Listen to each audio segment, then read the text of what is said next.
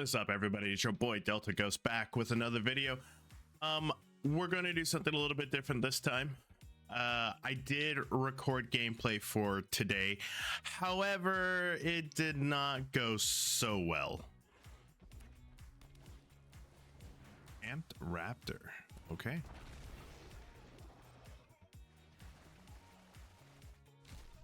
Wait. No. What just happened? Oh. So yeah, I haven't had the greatest recording session, and until I grind up a little bit more and I think of new decks that I want to showcase for brewing, I thought I'd do something fun and give you guys a video on what I think needs to be printed directly onto Arena. That way the overall health of Timeless can improve over time. Without further ado, let's get into the video. So for this video, we're going to do the top 5 cards I believe that need to be added to Arena so that the overall health of Timeless can improve. Coming in at number 5, we have Urza Saga. Now, Urza Saga is a card that's near and dear to my heart. However, removing the bias I have towards that card out of the equation, I believe that the card is necessary to come into Arena, and Timeless can safely adopt it as well. Not only would it be good for Timeless, but it's also a fun and interesting guest reprint slot. I think it would behoove Wizards to try and put this in not only the special guest slot, but into Arena as well. What it does for Arena is that it allows the Affinity archetype to have a real game plan outside of Kappa Cannoneer.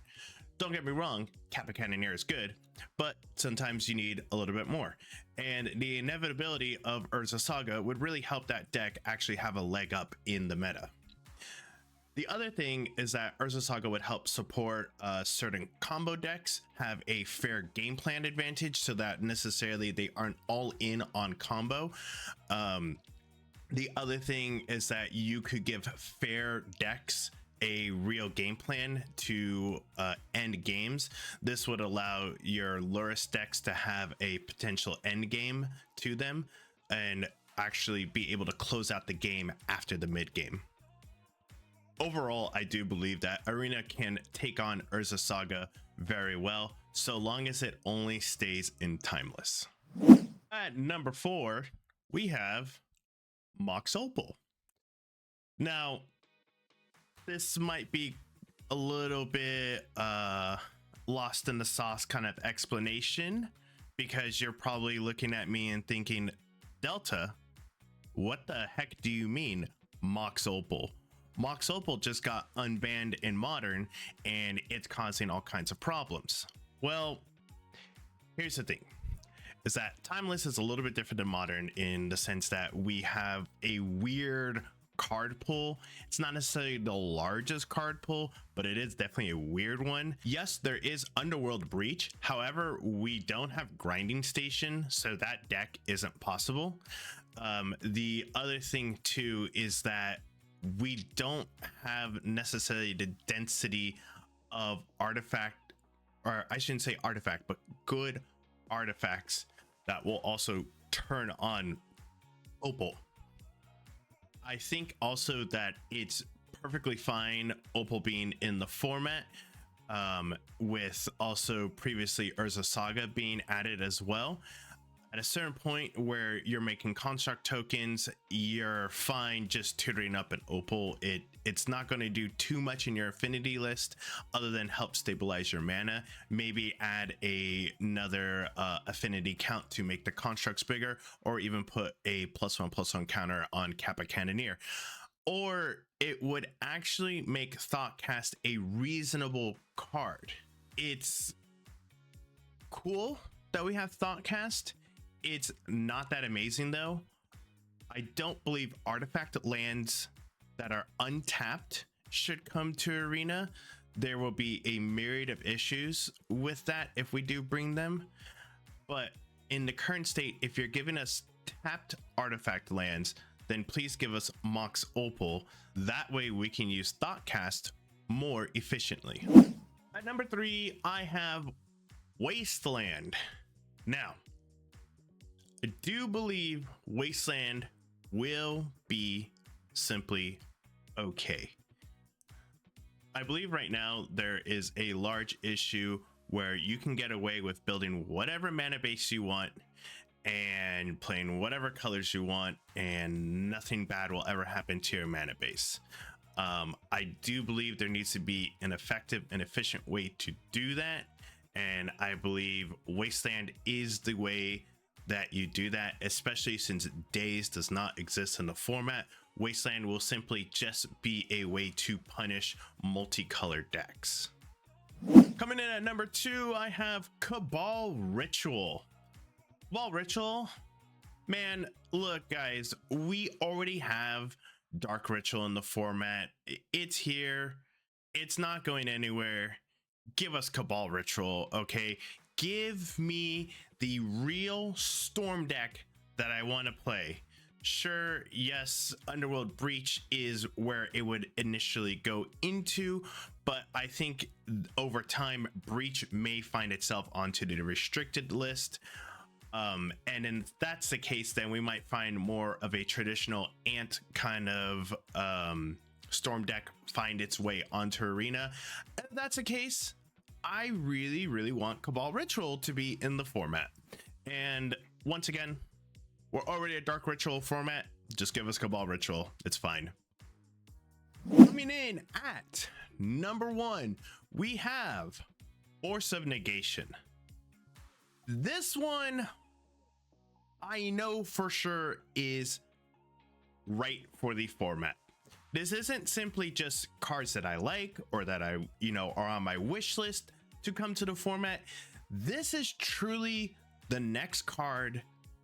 If Wizards really cares about the health of Timeless, they need to print. It needs to come on here. I don't care if it's an anthology. I don't care if it's special guest. I don't care if Modern Horizons Drain Your Wallet number 4 comes out and it's a new variant version that then makes it onto here. I really don't care how it gets onto Arena. It just needs to get onto Arena. The problem with Timeless is that while it is extremely fun to have an Eternal format, and I think it's very healthy that Arena has this Eternal format where you can do whatever the heck you want, it is unfortunately riddled by turn 1 and 2 combo decks. And of course, turn 1 is a little bit of Christmas land at the moment. Turn 2, extremely consistent. It's very consistent how many times you can turn to your opponent. And sure, you can argue that you should put Spell Pierce into your deck or other 1-mana interactions, and that's true. You're not wrong. You should do that. However, the fact that it is once again a Dark Ritual format, we have Chrome Mox in here as well, just means that it's getting faster and faster, and more of these combos are becoming more prevalent. Even in best of 3 and best of 1, I think that Force of Negation does this format extremely well, and you might even see more control decks pop up, and we might see a real tempo shell that pops up. There is tempo in the format. It's kind of just whatever, like it's tempo with Lurrus. That's what you got going on. But once you get shut down by I'm going to use Show and Tell as an example. Once Show and Tell just goes over the top of you, it's GG, game over.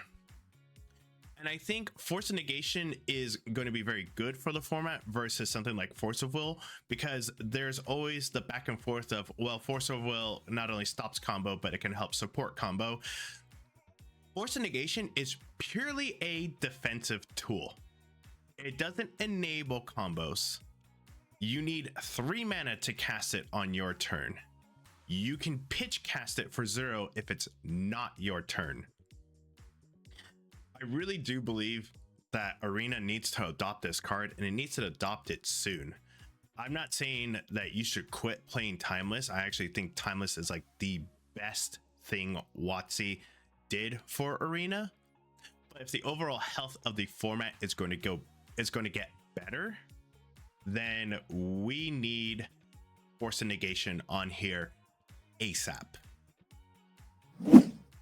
Anyways, guys, that's all I have for today. I hope you've enjoyed the video. I hope you thought my ideas were cool. If you do, leave a comment down below. If you don't, also leave a comment down below. And while you're there, make sure you hit that like and subscribe button.